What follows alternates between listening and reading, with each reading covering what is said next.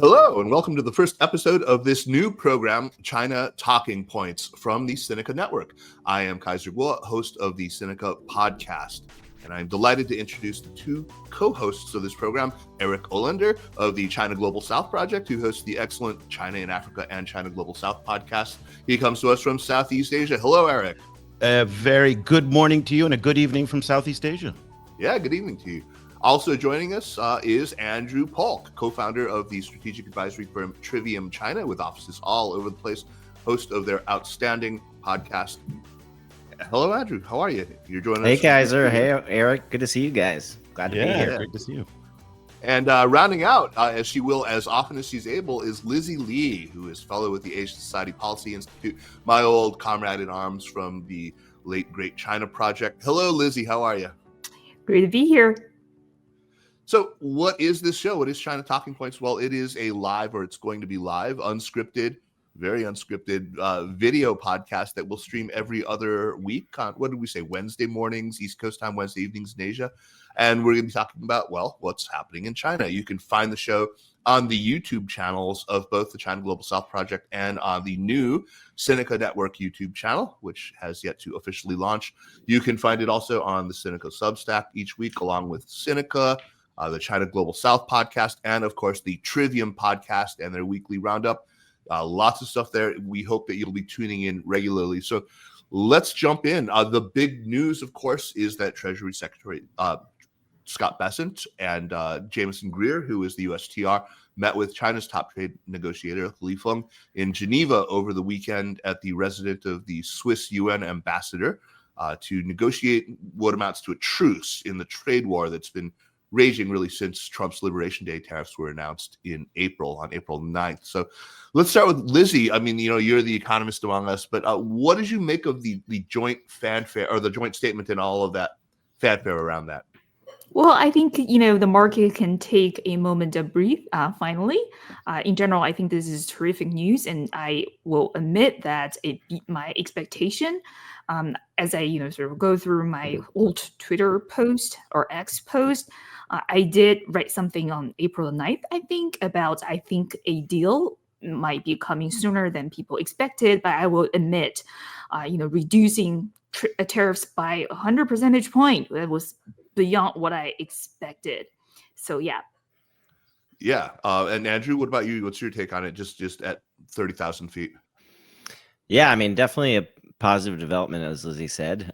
Also, far beyond my expectations. I actually was in the camp that was like, this thing is going to drag on forever. And just to be clear, this thing ain't done. So, we're having a temporary reprieve.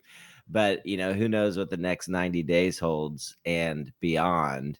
Something I want to get into in a minute, though, is maybe the most important thing, at least for our clients, is not the reduction in tariffs, but the still unclear reduction in non-tariff trade barriers that China offered as well, which is likely to include, more shipments of rare earth elements to U.S. companies. So we can get into that in a minute. Yeah, especially that seemed like a pretty big concession. Yeah, especially with the repeal of AI diffusion rule and this global ban on Huawei chips. It's not clear to me what's going to happen because, Andrew, as you know, a lot of the export ban were actually tied to semiconductor export control, not the tariffs per se. So it's not clear what's going to happen in that space. And we're also watching very closely on that front. Totally. And I heard Eric say as well, Lizzi, that, it seems like a big concession, but our argument was all along that they're putting these things on so they have something to roll back if a deal happens. And so I think it was, a concession that was sort of meant to be, or that was designed into the process by the Chinese as we kind of see it. Right. I don't think that's in doubt. I mean, I'm curious to get your guys' reaction because my first gut feeling of all this when it came down was, what's the point of all this now? So, I mean, the whole point of the high tariffs, I know, but this is what I don't understand is that the whole point was to put the embargo on in order to force companies to reshore manufacturing into the US. Intellectually, that made sense on one level, that it was prohibitive now to manufacture in China to export to the US. 30%, 40%, wherever that number lies, no longer makes that prohibitive. It just makes it more expensive. Some of the costs will be absorbed by the supplier side, some will be absorbed by the importer, and some will be absorbed by the consumer. That will be spread out. And so what does Trump get out of this other than higher prices, which he's going to get killed at the polls because it's going to have an inflationary effect? I don't understand what the point. Where you'll find that. I mean, you're looking for I guess not. It just didn't make any sense to me. I mean, what he was trying to achieve, because if you listen to Steve Bannon, he makes a very kind of cogent argument that says this is all part of centering American manufacturing. But this deal with China will not center American manufacturing. Yeah, because Steve Bannon's always the best at saying washing Trump effectively. He's not he's actually one of the more articulate guys on the MAGA side of things. Yeah. And he does put out a vision which at least is coherent. Yeah. And so I guess I'm really confused about what this whole point is, you know. And Eric, I think you're 100% right. I mean, the problem I have with tariffs is that if they're not high enough, say, 30%, 40%, they will basically just be passed on to, consumers, manufacturers, as you said. So if you want to use tariffs as a tool to reshore supply chain manufacturing, they have to be high enough to offset China's cost advantage. And they have to be sustained long enough to give companies actually pain, real motivation to move production back to the US. Again, I don't know the exact level of tariffs that could achieve this, but given China's cost advantage, which is on the scale of 30% to 50%, anything under 50% just won't cut it. But again, I think the thing is, if you have a 60%, 80%, or even 100% tariff, with that sustained elevated level of tariff, that would be a major drag on the U.S. economy.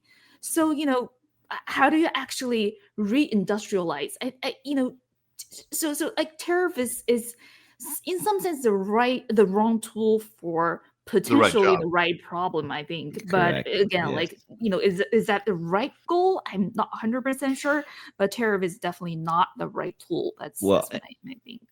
And I'll say, I mean, the rationale for the tariffs, or the various rationales for the tariffs, have always been at odds with each other. Is it to raise massive revenue so that we can get rid of the income tax, or is it to reshore, or is it to build leverage? Well, if you're gonna, the more you reshore, the less revenue you get from tariffs, right? Because you're not buying those goods from abroad.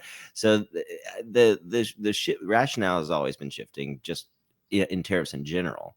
My view is that the kind of encircle China piece of this was also a post hoc rationalization. It was all just, we decided to drop the Liberation Day tariffs, except we can't drop China because they've retaliated. Now this is all about China.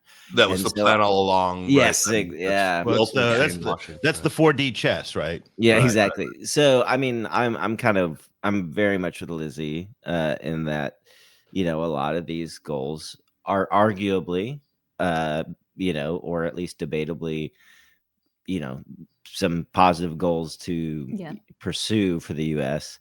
This isn't necessarily the wrong way about it or the right way about it. Sorry. I am not a supporter of tariffs generally. I hated it when the Biden administration put them on. I just was like, we have more appropriate tools.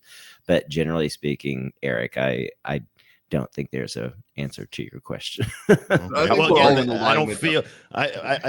don't feel alone then. I think this is going to be a very boring show if we all agree with each other too much like this. Yeah. Well, hopefully I can add a little spice in. Well, I certainly think we all are probably in alignment also on the idea that reshoring of precision manufacturing is something that needs to happen in America, that we can't just go on, not making things in this country that it's just financial services and social media are not in the economy.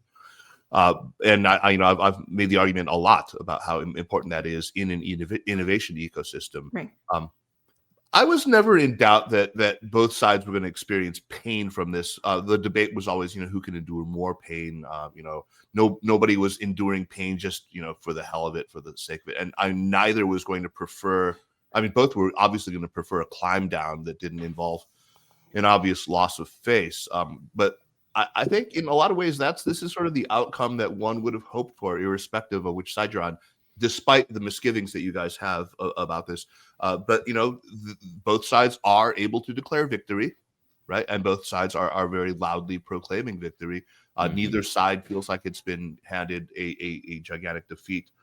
My big question, though, to you guys is, will we look back on this moment as a defining moment, as a turning point in history? Is this the moment when a defiant China actually stood up, forced the United States to back down, and is now truly a peer competitor? Told you I'd spice things up. Yeah. I think this is a defining moment. I think when you're in the middle of the moment, it's hard to tell what that is. Something big is happening here, but we don't know yet the magnitude and the depth of it. But I do feel that there's been a change in the force in the U.S.-China relationship that is probably not going to go back. And remember, when Trump 1 was in power, we thought there would have been a slight reset when Biden came in. Biden did virtually nothing to reset the relationships. He didn't take down the tariffs. He stepped up the pressure in the South China Sea with alliances. So whoever replaces Trump in 28 is probably going to continue what we have now. This is the new normal of where we are. And I suspect that the relationship is going to get only more contentious. Also, just one other point to put out on the table for us to talk about. Remember in the first Trump, remember when the big juicy chocolate cake, the whole Mar-a-Lago thing, and Sure. He had this great kind of relationship and everything was great. And then invariably it leads to disappointment, heartbreak, and anger and animosity. I think we're at that point of the chocolate cake right now, where he's kind of, he's still talking very excited about Xi as his friend. He's going to talk to him, and give it 6 to 12 months. And I suspect that their agendas are just so divergent that they can't find a common ground that's going to make them happy ultimately. And so I worry that we're going to next year at this time be in a much more difficult place. It's just the U.S.-China relationship on a compressed timeline. This is always the case with the U.S. We get our hopes up. We set these unrealistically high expectations, and being unrealistically high, they're invariably dashed. And then we go back into this like behaving like jilted lovers, right? We're so betrayed by China suddenly. Yeah, can I just offer like a slightly more optimistic take on this? Again, like I think, tariff created a lot of tension, and then this sudden reduction in tariffs sort of created more goodwill. And, I think we need to be aware that we started with a very low trust environment between US and China. And didn't start with Trump 2016. We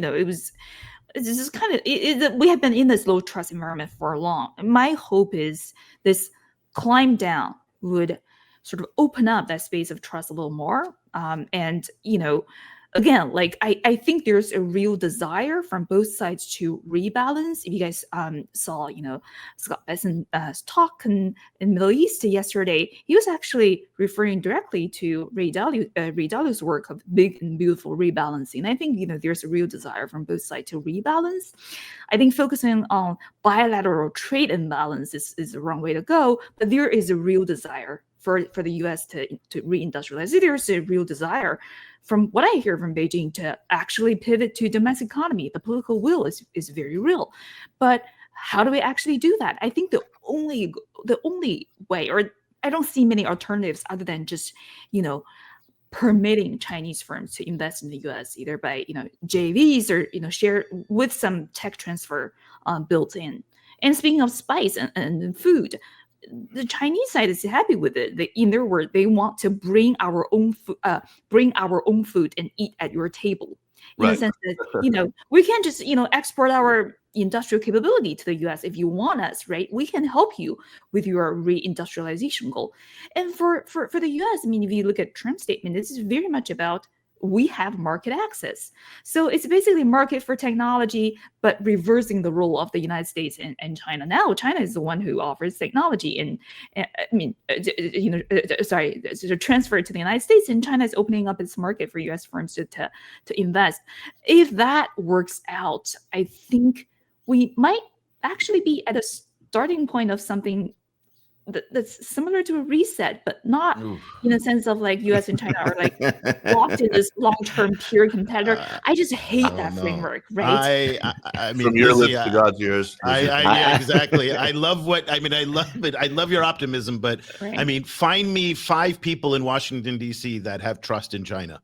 And I mean, they're just, and find me 5 people in Beijing around Xi Jinping that, I mean, listen, Xi has been, weaponizing the relationship with the U.S. I mean, this is a complete BS Chinese narrative out there that it's the U.S. that wants to decouple. We've seen Chinese decoupling I don't from know. the That's U.S. complete BS. for 10 years. I mean, listen, I mean, this is a mutual, both sides have deep, deep distrust. And I think this is back to Ronald Reagan and trust but verify. And I think that I think it's going to take a long time for trust to be rebuilt now.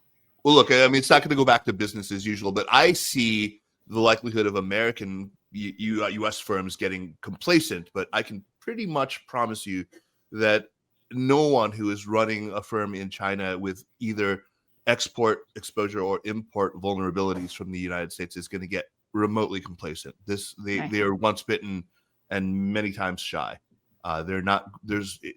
Trust means letting your guard down a little bit. Nobody in China is going to let their guard down on this. Well, I mean, just to be more constructive in my optimism, I think, sort of if potentially feasible next step is for both sides to have a clean, narrow, sort of white list of investment. What are the areas that we think are relatively low in terms of national security, priorities, and start from there. I think the current overreach in the name of national security, not just from China but from the United States, is creating a lot of unnecessary tension in the bilateral business relationship. And it is like if both sides can publish a negative list clearly stating in which areas firms can and cannot invest, focusing on the can part and starting from the low priority stuff, I think that will be a really helpful first step. Lizzie, do you think this is going to happen in Europe first? Do you think that these sorts of JVs with tech transfer built into them is going to be something we see the Germans doing before the U.S. takes it up? I think that's exactly the right question. I think we will get more clarity maybe in the next 2 months or so, especially in July when European leaders visit China and Xi Jinping himself will be the one who receives them. And I think the really interesting piece is how China will offer in terms of addressing EU's concern on overcapacity. And my sense that overcapacity is probably the wrong word, but it is a reality. It's a real concern. Will China actually impose price floors for its exports? Will China actually consolidate domestic EV economy to let maybe 80% of its EV firms to go bankrupt? I think if China can manage to do that, that's a really concrete trust building point with EU, and I think there's real motivation there. It's gonna be painful for China, but I think there's actual sort of political momentum behind that to address some of EU's more substantial concern. Not just the problem is not we are overproducing. It's that you don't have the capability to compete with us. If China can really address Andrew, that. let's bring you in here. What's your sense of this? I was just gonna say. I mean, I also was gonna say I was laughing because I could hear Eric like holding himself back to let Lizzie finish her sentence before. You want to hold him back a little longer. Yeah. But I also love the optimism. I'm also skeptical that the politics in DC will allow, at least on the U.S.-China piece you talked about, for that to move forward. I mean, the white list or the negative list is a great idea, but it kind of reminds me of course that would be a logical solution, but guess what? Economists don't run the world. If they did, then there would be logical outcomes like that, and instead politicians run the world. But I will say, to sort of support Lizzie's optimism, everything is on the table with Donald Trump. Right. I've always said, like, we could end up in a much better place for U.S.-China relations. Mm-hmm. Now, the national security hawks would hate it, but he is the one politician that can bring, recalcitrant Republicans along with him. That's right. And so if he says we want BYD and cattle to invest here, it could happen. And I'm skeptical, but I don't want to discount the possibility. Andrew, you're absolutely right. And just take a look at what's happened in the past week in the Mideast, where he is effectively broken with Netanyahu, and he's poised to make a breakthrough deal with Iran. Right. This is kind of one of the things that Trump can do. I mean, a year ago, if you asked me, would there be a break between Netanyahu and Trump, you would have said, no way. These guys are, there's no daylight between them at all. I mean, you saw the press conferences. Remember making Gaza the next Club Med kind of destination. Right. But so to Andrew's point, I think everything is on the table. But I want to get your guys' take on something. And I put a graphic up earlier on this question of the farmers. That's a very important constituency to Donald Trump. They're going to take a hit because one of the things that we're seeing is the Chinese are not messing around this time and moving their agricultural buys out of the U.S. Last week, there was a $900 million letter of intent signed with Argentina, huge increases in corn, beef, soybean buys in Brazil, and they are moving hard as we speak, right? Yep. And they're moving quick and fast, and I don't think they're ever going to come back. This could potentially damage Trump politically if the farmers suffer long-term damage because of this, of what's going on. I'm just curious, what you guys think if he's vulnerable on the agricultural side. Well, if I can jump in before we go to the U.S. side of it, I'll tie this to the question Kaiser asked earlier.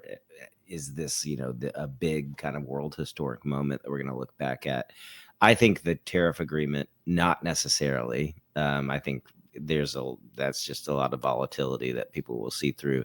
But what has fundamentally changed is China's playbook and its approach to these issues. China's, approaching this element or this chapter of the trade war, in my view, in such a more disciplined way than it did last time around. And that mindset and that capability, part of which is diversifying sources of imports and more import substitution, that's what's fundamentally changed. And I think, that China will never go back. I mean, it might temporarily buy more U.S. agriculture as part of a trade deal, but as soon as that runs its course, they are diversifying and never going back. Yeah, I agree. Eric, you raised what's happening in the Middle East with Trump's visit there. Besides the Qatar plane and all that stuff, which has made a lot of headlines, there's a lot of substance that's actually come out of this. But just to stay with China, how is the Geneva conference or the Geneva statement being received in the rest of the world, in your part of the world, in ASEAN or in? Well, there's just huge relief. I mean, everybody wants to see this just go away. I mean, they really want to see some type of resolution and some type of stability come back into the global trading mechanism. And it's not there yet, but there is relief.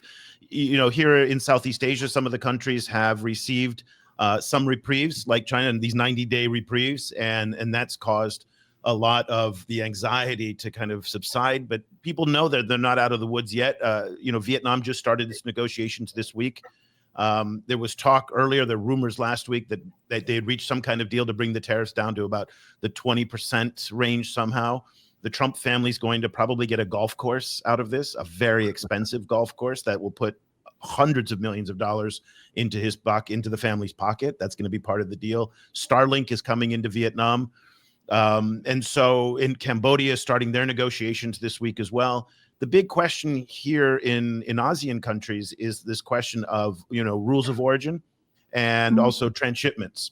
And so everybody's kind of keeping their eye, and they're making these public gestures to the Americans saying, we're not going to be a backdoor, for the Chinese around. Here's one of the interesting things. The State Department is going to be one of the divisions that would be tasked to monitor the content and to ensure that transshipments and rules of origin, are being adhered to. And they're cutting the State Department a lot. Right. And so there's a real open question as to how the United States is actually going to enforce the transshipment requirements that they're going to put on countries like Cambodia, Vietnam, Malaysia, and others, where Chinese companies will probably be very aggressive to circumvent the higher tariffs that will be imposed on them and, back home in China. Can I ask Eric a question on this one, Kaiser? Yeah, go for it. Or to the group. But I mean, it strikes me that even the current deal with China, but let's say there's even a better deal at some point, really kind of raises the stakes for the negotiations between these Southeast Asian countries and the US, because if Vietnam has a 25% tariff and China has 30, all of a sudden it's like these Chinese companies who've been operating in Vietnam are like, maybe it makes sense to go back home, right? Is there a feeling that the pressure might be on and they're worried about a deal between the US and China at all? No, I think that they want stability. There's been, and also remember the outflow of Chinese manufacturing to the global South has been a process that's been underway for 4 or 5 years. It's accelerating now, in part because they want to diversify supply chains. They want to be closer to customers. They anticipated these tariff issues with the United States. Lots of drivers for it. Higher labor costs at home. I mean, we can go down the list of reasons why Chinese companies are moving abroad. So I don't think that there's going to be this reverse migration back home. The problem with China today is that the costs are considerably higher than they are in Cambodia and in Bangladesh and in Vietnam, even in Vietnam. Though Vietnam, by the way, has a labor shortage problem too. And so there's kind of almost full employment here. So they're going to run into some of those higher costs as well, but probably not. The thing that everybody wants is stability back in the marketplace. And that's we're still a long way away from that. Yeah, can I also ask Eric a question, because this is super interesting to me. So, the one thing that I heard is this new momentum to regionalize this whole sort of within region integration push. The idea is, well, China has this problem, the United States not really a predictable partner. How do we actually build more structural flexibility in our trade system? Because a lot of the ASEAN countries still depend on the external sector. So the idea is, well, why can't we just leverage sort of within region comparative advantages, right? So Vietnam has infrastructure, Malaysia has consumer market, has tech, Cambodia has sort of relatively low cost labor. Well, within our region, there's comparative advantage. Why can't we just slash trade barriers between us? Can we just integrate more? So ASEAN as a whole has more stability against larger trading partners. Is that something real? Yeah, that is something real. So if you build a car in Thailand, it crosses the border into Vietnam, virtually no tariff. And so we already have that in ASEAN, and that works surprisingly well. One other thing that should keep the White House folks up at night, I don't know if Peter Navarro is still around. Is he still around? He's around. Where is he? I mean, we're missing in action. We haven't He's seen hanging out with Melania. Okay, it's in Mar-a-Lago. It could be worse. It could be with Ivanka. One of the things, I mean, Peter Navarro, should be very concerned about was the ASEAN +3 statement that came out with China, South Korea, and Japan. And that is something that they're going to start working more closely together. It's every third Tuesday now. We have a high-level Japanese delegation somewhere in Southeast Asia. And this is one of the interesting points that I've been trying to warn my American friends about, is how fast the world is reconfiguring around the United States right now. You cannot believe the speed with which this is happening. And so I think, Lizzie, to your point, yes, this is happening. And by the way, a lot more emphasis on RCEP, the Regional Comprehensive Economic Partnership. That is going to be a mechanism that people are going to lean into. ASEAN trading, people are going to lean into.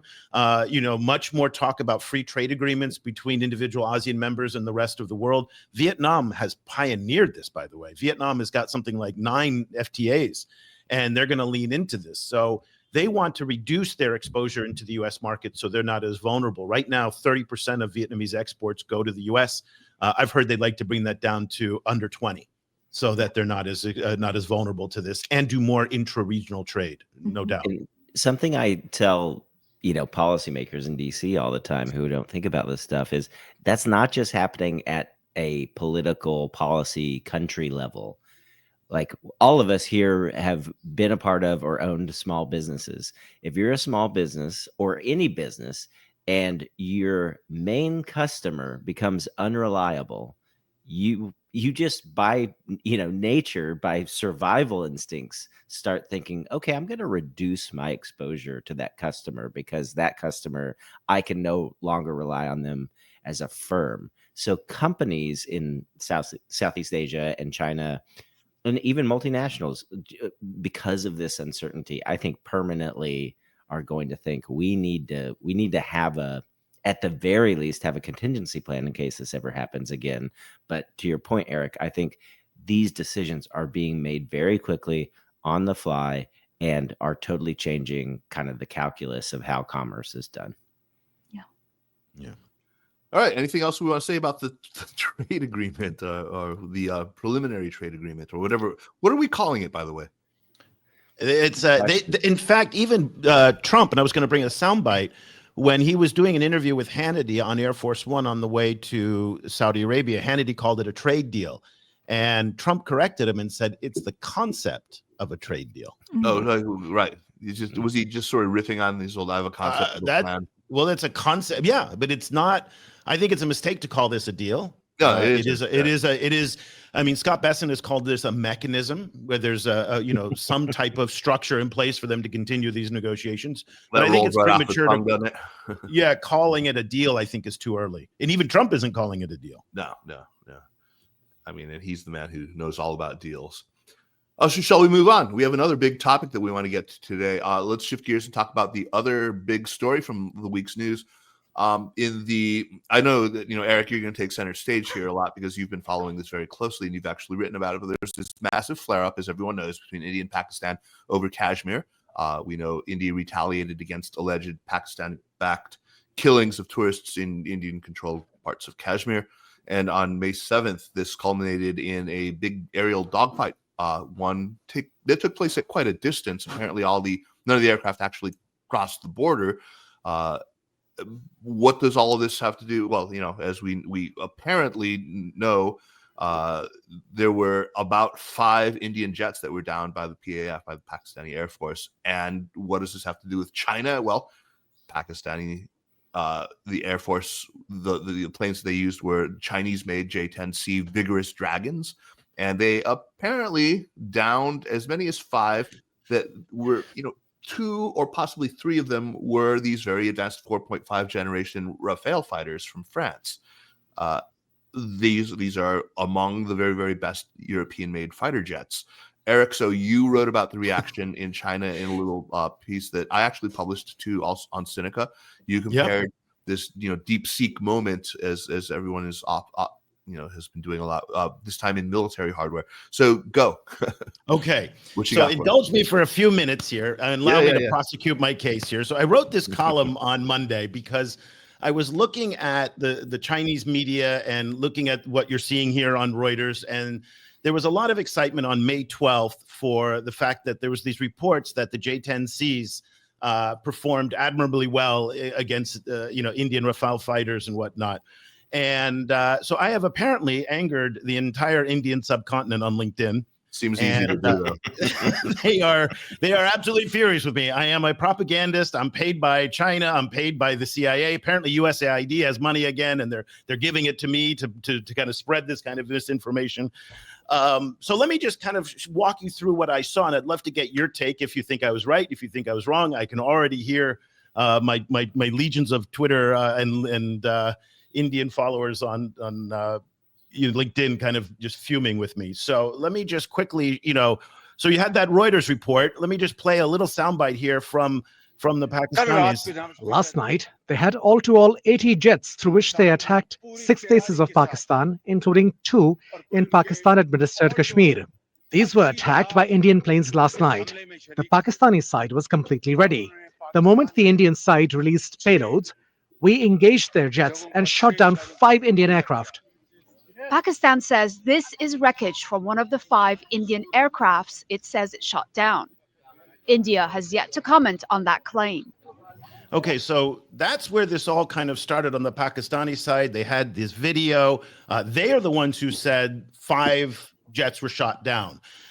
This then kind of goes forward and just sparks a fury of excitement in China, where they are just thrilled over what they're calling, their deep-seek or their deep-seek moment, where Chinese military tech, which had never been proven in battle before, demonstrated itself to be far more capable than a lot of people anticipated. And it kind of came as a surprise, which is kind of why, comparing it to their deep-seek. So you'll see, all over Chinese media, the same thing about the J-10 and the deep-seek moment and the performance of it. And there's just this national pride that came out.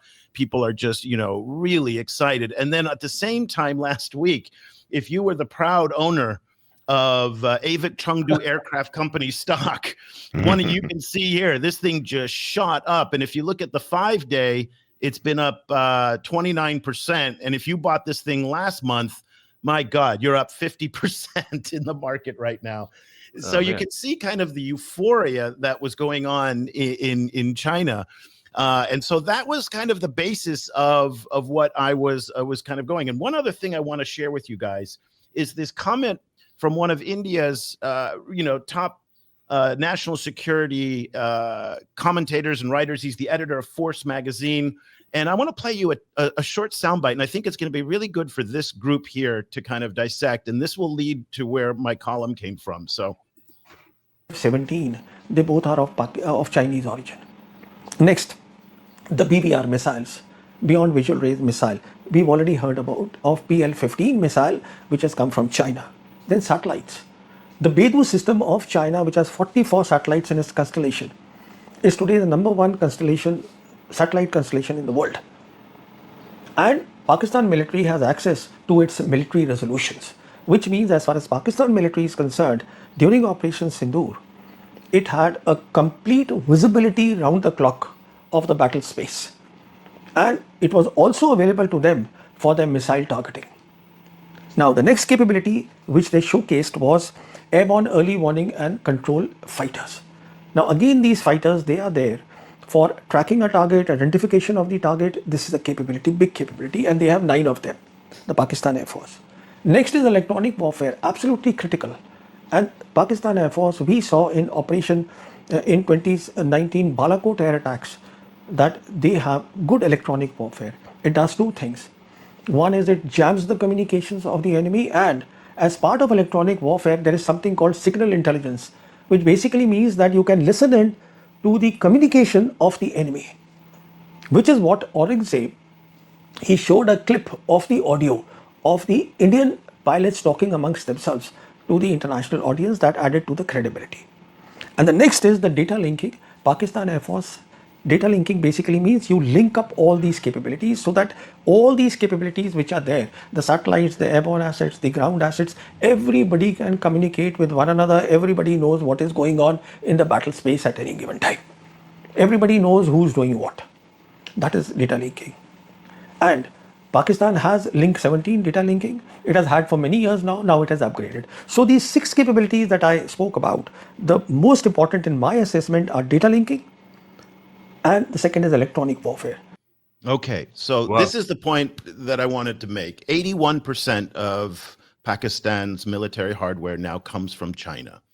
And the advantage that he laid out, and was what I made in the column, was the fact that because it's one ecosystem, Right. then Beidou can communicate with the JF-17, can communicate with the ground stations, can communicate with the airborne. And so India has a very different situation where they've got Russian equipment, Indian equipment, some US equipment, the Rafales are there from France. And that makes it very difficult to have this type of integration. So we're literally looking at a Apple versus Android, or Apple, where basically the hardware and the software are unified. And that's one of the points that the Chinese have been making. And I just thought that was interesting from an Indian perspective, not a Pakistani, a Western, a Chinese perspective. And so that was the case that I made, that this was the DeepSeek moment based on what the Chinese and even some Indian commentators were saying. So would love to kind of put it out to the group now.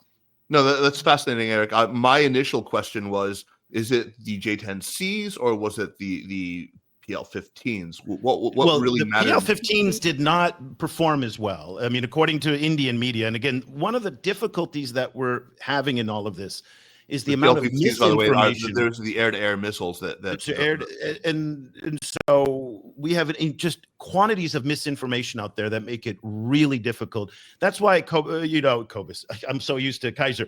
That's why, even your intro saying 5 were shot down, 3 were shot down, we don't really know the definitive number. And everybody's going to dispute the number. I mean, you have to put a ton. Nobody really knows. And there's been no acknowledgement of it. But there is an assessment by a lot of Indian military analysts that the J-10Cs and the JF-17s, the Chinese tech, performed better than expected. And remember, India's defense budget is 11 times the size of Pakistan's. And it was apparently India that engaged J.D. Vance and Secretary of State Marco Rubio for the ceasefire talks. And so the question I kept putting back to the people yelling at me was, are you happy with how that played out? I mean, you have a defense budget 11 times larger than your rival, and yet this is what happened. So, that's where we are.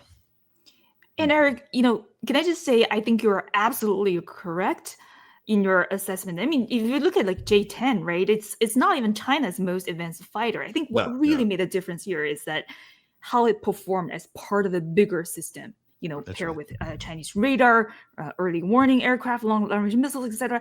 So it's not a tech-to-tech comparison, but a system-to-system comparison. I think this is what really makes China's innovation model ticks. So in that sense, I mean, you see this in DeepSeek, in Huawei. It's about system integration. It's not about kind of cutting edge for the sake of being cutting edge. And I think that's a fundamentally different model of innovation. I think the world has yet to appreciate fully. And another part of it is cost effective, right? And that's also part of how China innovates. They're not like chasing, prestige tech or like, moonshots kind of innovations. It's more of a engineering mindset, what works, what can scale, how to get the most bang for the buck. You see this in DeepSeek, you see this in Huawei's Bessent chips, and now in defense too. So in some sense, China's innovation is not like breaking through the constraint. They're working around the constraint, and they can iterate really fast and can push really hard on commercialization and deployment. So not everything's cutting edge, but it's good enough, and they're integrated and they're affordable. I think that's a very different model of innovation when we think about what innovation means. And I think, Kaiser, you observe this on the ground, and I think, we need to pay more attention to this different mindset around innovation. Absolutely. I think the Huawei comparison is even more apt maybe than the Apple, because Huawei really is just such an integrated technology ecosystem out there. It's full stack at this point. But you would have heard, I mean, a lot of Pentagon people will tell you, and this is their top line reaction. Well, the Chinese, stole all of our IP. And it's well documented that the Chinese have pilfered a lot of American military IP. And one of the questions was, could they bring together this acquired, quote unquote, IP with their homegrown indigenous innovation to make it work? And they've had problems with some of their engines, and they've had problems with some of that integration. What we saw in Pakistan seems to indicate that those problems may have been ironed out in many respects. And the fusion of acquired IP with homegrown IP may have happened, at least at this level. So I think it defeats a little bit of some of the skepticism coming out of the Pentagon. Well, and this is a point made in a different context, made in the semiconductor context, but I think is apt here, which is that China's absorption capacity has increased. What that basically means is it doesn't matter if you acquire IP if you can't really reverse engineer it to apply it into your systems. But China's capability to absorb foreign IP, foreign technology into its systems, which is what Lizzie is talking about, is now so advanced that whether they acquire IP or can kind of figure it out via, again, reverse engineering, it makes it much more difficult. It makes things like export controls and kind of trying to keep certain things from them much less effective, and shows that they can. It's all about the integration piece that we keep coming back to, which China is clearly getting better at. Right. I just saw a little thing flash that said, "Yeah, I'm getting our promos ready for the." Okay, Erica, what was the nature of the pushback online? Was there a substantive argument that people were making? No, it's an emotion. It's that I'm a liar. And I don't know what I'm talking about, and I'm paid by the Chinese Communist Party to put this stuff out on LinkedIn. That's all true, right? Well, that has happened too. I mean, that's basically, a career, like occupational hazard when it comes to it is an occupational hazard, but it is so interesting just to see how emotive the reaction is. That there is, there's, listen, the internet's not going to be a place where you get a lot of good, intellectual nuance, right? So, No, indeed. especially comment threads, but Except it was just a lot of anger of, you don't know what you're talking about. We basically could have wiped them off the map. And again, it was, as an American, we hear these kind of arguments a lot. So I'm kind of familiar with it, and there was a lot of these arguments of, well, if we wanted to, as a nuclear power, we could have wiped out Pakistan in 2 seconds. And I'm like, no, you really couldn't have, because they have a counterstrike capability. And so, Eric, don't feed the trolls. Do not wade into this. Well, don't feed the trolls. But again, this is a little bit of the arguments that the Americans had in Vietnam and in Afghanistan and in Iraq, that we could have, if we just used nuclear weapons, turned them all into glass. But we didn't do that But we didn't do that for very strategic reasons. India as well didn't do that. Let's be fair here. I mean, the Chinese response to this, and you talked about stock prices of Chengdu Avik going up, but there was also a lot of very, very unkind trolling by Chinese who were gloating about this video, which has been making the rounds. And I think with insufficient criticism of it, with it's just straight up brown face, these Chinese guys, dressed like they're from Rajasthan with turbans and big mustaches, and doing, Bollywood dances and singing the song about, we bought a new plane, our plane is. Yeah, it's pretty awful too. Gosh, Chinese netizens. Kaiser, I need your take on this. Like this level of just casual racism, even among some of China's most sophisticated commentators, is just I don't know what to make of it, and I don't see it getting better over the years. It's casual racism. I mean, it's unfortunately it's pretty endemic. And, it's obviously not just China. It's everywhere. But I think Chinese have a particular blind spot with their racism toward people from the subcontinent. Yeah. It's coupled really with a growing sense of some rivalry. It's coupled with, sort of the geopolitical dynamics of, since the nuclear deal that Bush signed with India, there has been this sense that, India has been enlisted in the China containment project, with India's membership in the Quad and all this. So that's exacerbated it, and it's really brought it to the surface. But it's been there for a long time. It's always been, there's very unkind epithets that Chinese use frequently and very casually again in reference to Indian people. Mm-hmm. It doesn't help that there's just no direct flights right now. There's almost no presence there is literally no presence of Indian media in China right now, and very, very, very little Chinese coverage of India. Well, just on that, they were just, before all this happened, right? We were on this positive upward momentum, Absolutely. Repairing ties after the Galwan incident a few years ago, where they were literally using sticks to fight each other in the Himalayas. There was we've got ambassadors back in each other's capitals. They're resuming student visas. Direct flights are planned to be resumed. So there was this upward momentum. So there was a lot of conspiracy theories in India that, China and Pakistan somehow conspired together to launch this, to provoke India into this attack. And my point was, no, what's in it for China to do that? They literally have they can gain so much more by trying to peel India away from the Quad and the U.S. security relationship.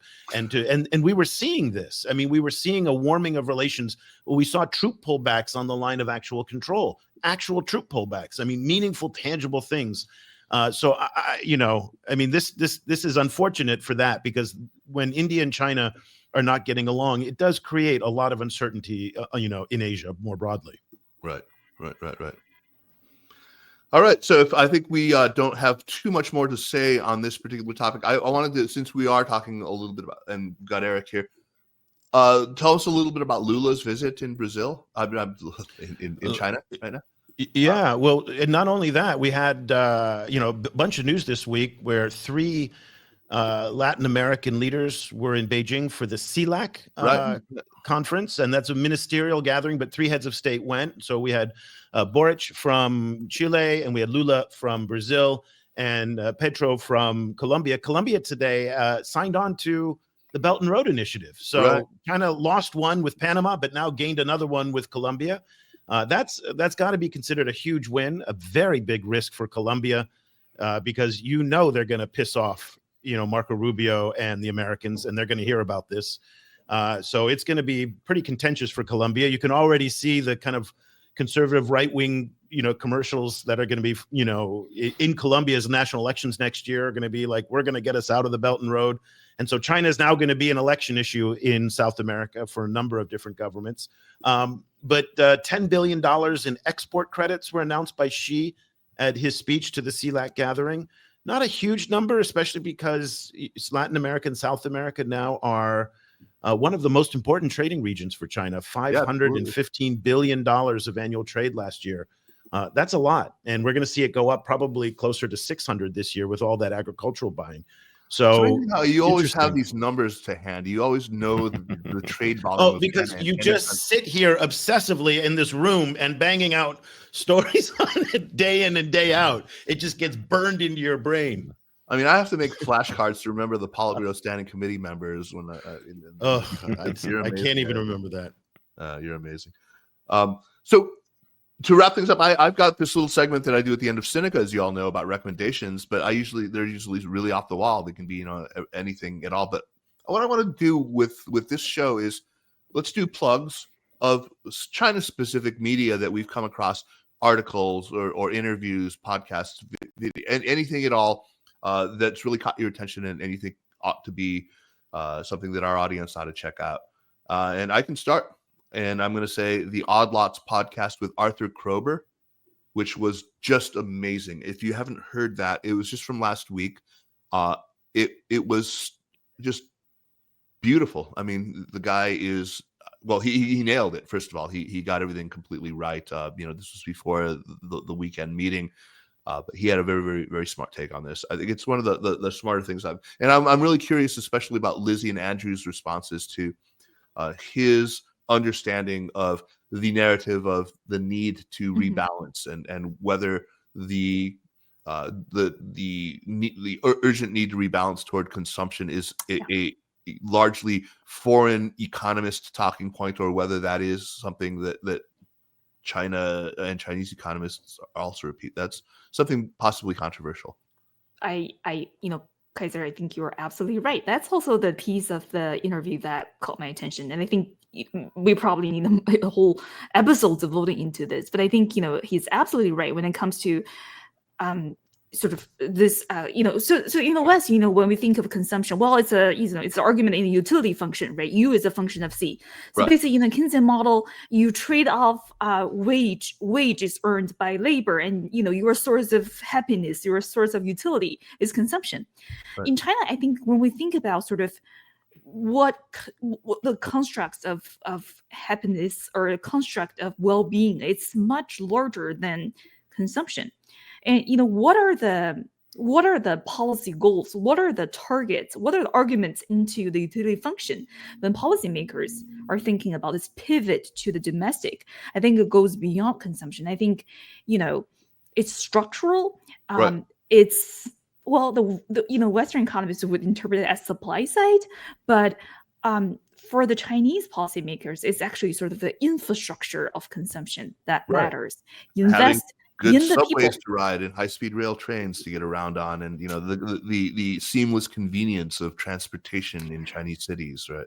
Right. So that makes me think maybe a better term to capture this pivot is pivot to higher quality of life, not necessarily pivoting to consumption as a proxy for higher quality of life. Again, like that is a supply side solution, and that's been an interesting one. That's basically when China talks about consumer upgrade, when they talk about that's all included in it. So yeah, I think he nailed that. Andrew, what were your thoughts? Well, I mean, to be fair, yeah, sure. No, yeah. Go ahead. No, go ahead, Lizzie. No, yeah. So I think we need a new vocabulary. I mean, the Chinese side need a new vocabulary to capture what it really wants. It's not infrastructure. It's not investment. It's not supply. Like, what do you actually call it? I mean, the new buzzword in town. Quality of life. From investing in infrastructure to investing in people. So we're still doing investing, but the object the objective of our investment is people. That's not a plus vocabulary if you ask me. But I think the Chinese side need to be much more articulate about what it's actually targeting when it's pivoting to domestic. Let's Again, as I said, coin something right now and make it. This is your moment, Lizzie. This is our moment. No, I like quality of life. Investing in quality of life, I think, is what I think of it as. All right. Sounds better in Chinese, right? Yeah. I actually haven't listened to the Odd Lots podcast. I will do, so I'm not 100% familiar with Arthur's most recent argument, but I just think cut out here for a second. So. Oh, that's all good. You got me. Okay. I was just saying I haven't listened to the Odd Lots podcast, so I'm not 100% sure about Arthur's argument. But actually, I really like the way Lizzie framed it, because the way I frame it is that similarly, I like the infrastructure of consumption. Chinese leaders, in my view, see consumption actually as the end of a process, not as the beginning. Right. And so Western economists look and say, you need, according to the national income accounting, C as C as consumption, household consumption versus net imports, government spending, investment. We need that C to grow because that's a more sustainable way to grow your economy. Our view would be that actually Beijing's ideal plan would, again, start with sort of the supply side that Lizzie talked about. They want a more productive economy, more productive and innovative companies that make more profit, that can then raise wages for their employees, pay more in taxes. And then at the end of that process, the employees have more money in their pocket. The state has more money in its pocket to then build out a welfare system or a public welfare support that then allows people to save less, and then they can spend more at the end of that because of all those things that have happened.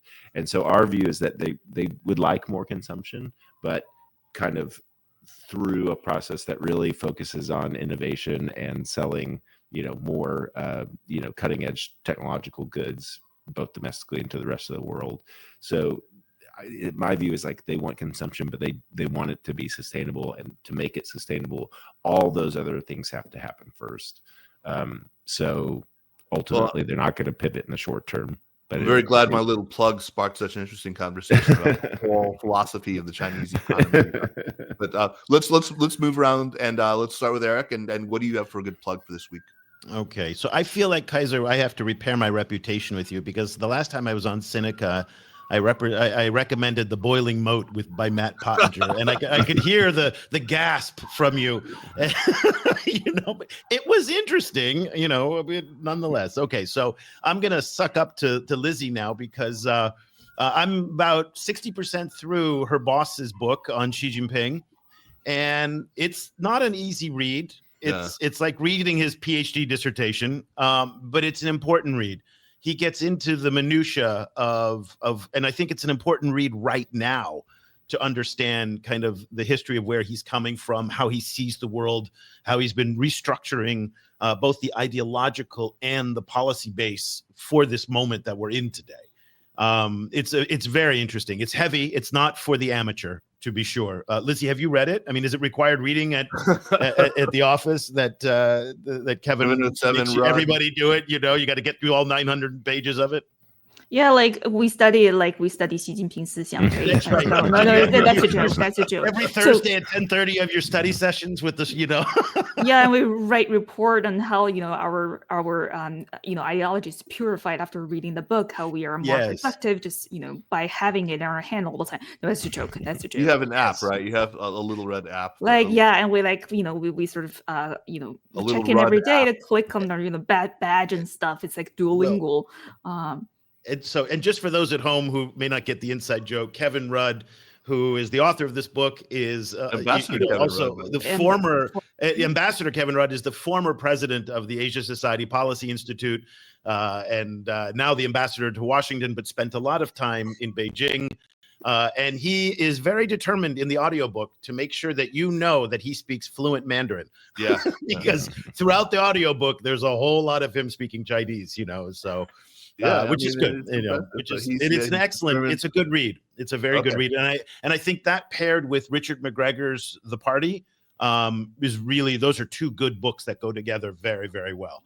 Last rather very quick thing, this week's interview on the Daily with Keith Bradshaw from the New York Times, excellent as well. I had some quibbles, but it was largely good. I had quibbles. We can talk about that another time. But yeah. All right, let's go to Lizzie. What's your plug for the week?